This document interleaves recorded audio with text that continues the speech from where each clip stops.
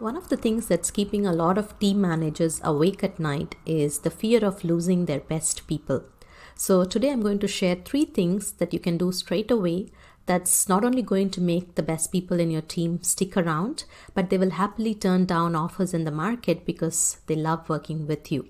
And as a bonus, if you continue doing these 3 things well, you will see that the performance of your team overall goes up as well.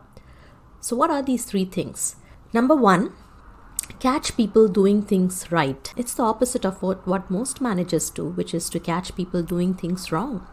What we need to acknowledge is that being appreciated, feeling, getting recognized is one of the fundamental human needs. We all need to feel like we matter and efforts that we put in are acknowledged. So go ahead and find opportunities to catch your people doing good work and let them know that they are appreciated. So what happens when they make mistakes? What happens when, the output is not aligned to the standards, that you expect from them? So which is step number 2, which is to give sincere and objective feedback. If you start appreciate catching them doing things right, it also gives you permission to let them know and share feedback from time to time as well.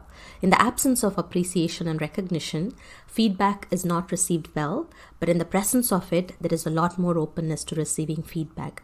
And feedback needs to focus on the task, the process, the situation in hand rather than the person or their character. That's the crucial difference between delivering objective feedback and delivering feedbacks which is colored by your opinions and judgments. One of the best ways to do this is to check in with yourself before giving feedback, how you are feeling. You need to be feeling calm, composed, and your intention always has to be, how can I help this person grow and develop through this feedback? How can I set them up for success? So if that's your intention, then everything will flow right from there.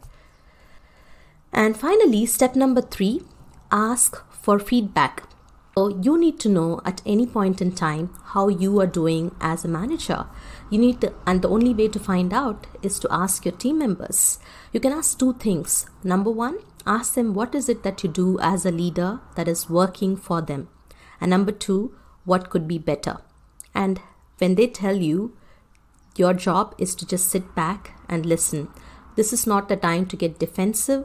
This is not a time to sort of present your point of view.